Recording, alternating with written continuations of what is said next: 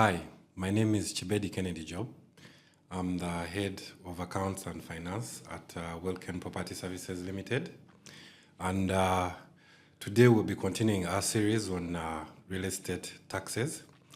In the previous two series, we've been looking at rental income tax, and we also looked at VAT. Today we'll be looking at another tax that a lot of property owners at one time or another interact with, and that is property rates. Now, property rates sometimes are called property taxes, but the right terminology is property rates.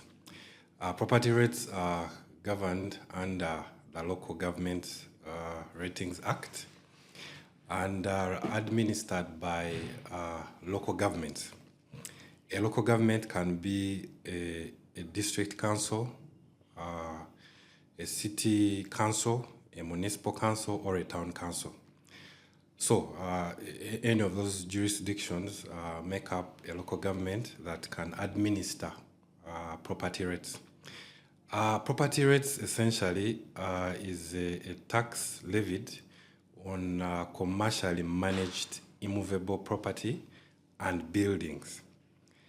So if you own any immovable property or a building that is commercially managed, that you derive an income from, then it is liable to be charged a property rate.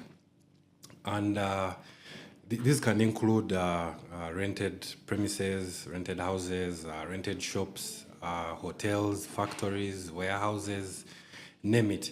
Any property from which you derive income is deemed commercially managed, therefore must be levied a property rate. This can even include schools, universities, even hospitals.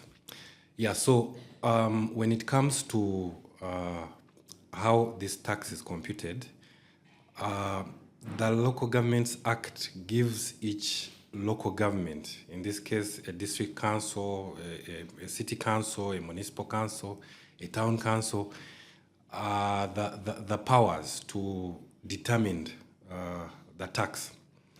So there's a threshold within which each city council, each municipal council can determine a tax, and that is between 0% and 12%. So the Local Governments Act limits the rate of tax of property rates to within between 0 to 12%. So each district, each city council can determine their tax based on this undertaking. Now, when it comes to computation, there's what we call a rateable value. Now, the rateable value is the annual rental income from the property as determined by the local government. So the local government is the one that determines the rental income that you can derive from that property. This is determined by a valuer. So every 2 or 3 years, a local government like say Chira Municipality or Kampala City Council or Jinja City Council does valuation of all commercially managed properties and determines their rateable values. Now, the annual rent is normally, after the valuer has come to assess and determine the value of the property, these values are normally listed at the council premises, and you, the property owner, you have a right to come and see whether you agree with what has been valued. And if you do not agree with it, you have a right to object within a stipulated amount of time. After which you're supposed to accept, if you do not object, you accept the outcomes of the valuation. So once the valuation has happened, the value that the valuer has attached to your property is what determines the property rate that will be charged against you.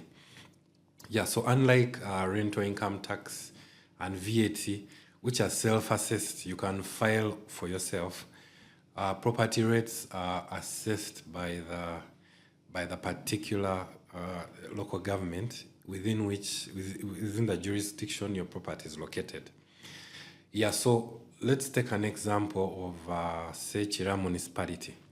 So let's assume your property is located maybe in Nigeria, and a valuer comes and assesses and determines that your gross rental income for the year is say 10 million.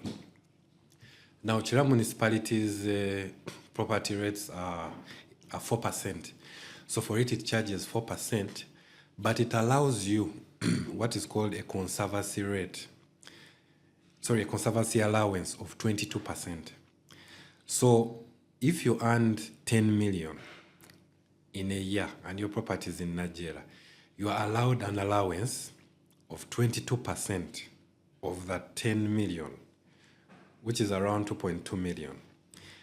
And the balance, the 7.8, sorry, is charged a rate of 4%. Chira municipality charges 4% as property rates.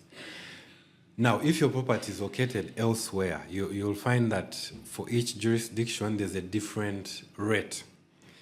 But it must be within between 0 to 12%. So you'll find that in Kampala City, if your property is, say, in Rubaga or Makindye or Nakawa, Kampala City charges 6%, but there's also a conservancy allowance of 22%. So again, you get your total gross rental income for the year as determined by the valuer. You less the conservancy allowance of 22% and charge 6%. Now for Kampala, there's also a threshold for those that earn below 5 million. So if you're below 5 million, the rate is 4%. That is in Kampala. So other places, Kajansi, Jinja, Mbarara City Council, Gulu City Council, wherever, they have very varying rates.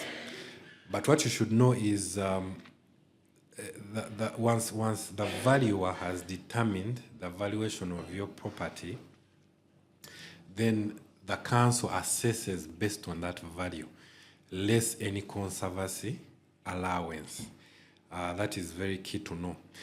Yeah, so normally local governments also follow the financial year from 1st July to 30th June. So normally assessments start coming in from 1st July at the end of the financial year. So assuming the financial year has ended on 30th June 2025, it means that from 1st July 2025 up to the end of the year at 31st December 2025, assessments will be coming in. You'll be getting them from your local government requesting you to pay what is due. So at that point, you cannot object, because you can only object at the point when the valuation has happened and the properties with their particular values have been listed at the premises of the local government. So that is very key to note. Now, when an assessment comes out, it accrues interest of 2% every month. So every month you're not paying. The tax is accruing a rate of 2% per month. So it's very important that you clear that tax as early as possible to avoid that interest. Now, there are properties that are exempt from property rates, because not all properties, let me list them once again. Properties that are levied property rates are commercially managed immovable properties or buildings. These include rented houses, rented shops, offices, factories, hotels, warehouses. It is any building that is commercially managed, where the owner is deriving an income, is liable to be levied a property rate. Now, properties that are exempt from property rates include owner-occupied residential homes. Now, if you have your home and you stay in it, you don't operate any other business in it, it's not liable to property rates. It's exempt. The official residence of the president, the official residence of cultural heads, any institution to which government is contractually obliged not to levy a tax. Those are also exempt. Outdoor recreational facilities, where sports are carried out, stadiums, etc., those are also exempt. Yeah, and places of worship are also exempt. Mosques, churches, etc., are also exempt from property rates. Yeah, so when it comes to property rates, it's important to know that any property from which you're deriving an income will be levied a tax. Now, there are some people who have very huge houses and split them, occupy a particular part, and the rest is left to tenants to rent out. Now, a local government also will determine that as a partly commercially managed. The part that is rented out will be determined as commercially managed and will be levied a property tax. Yeah, so in a nutshell, property rates differ from local government to local government. They range from between 0 to 12%. And there's always an allowance, a conservancy allowance, that is deducted from the local government ascertained gross rental value before the rate is applied. Yeah, thank you so much for your time. I hope this has been very insightful. And I hope the issue of property tax or property rates is put at bay. Now, lastly, there's also a confusion between property rates and rental income tax. Some property owners normally have a challenge differentiating the two.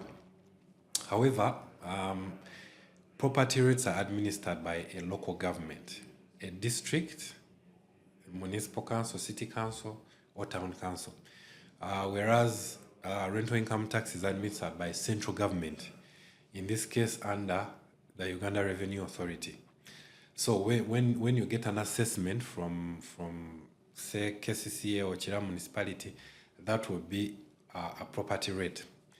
So however, when you get it from URA, that is rental income tax. So that is the key difference. Thank you so much for your time. Thank you for listening. I hope this has been very insightful. Yeah.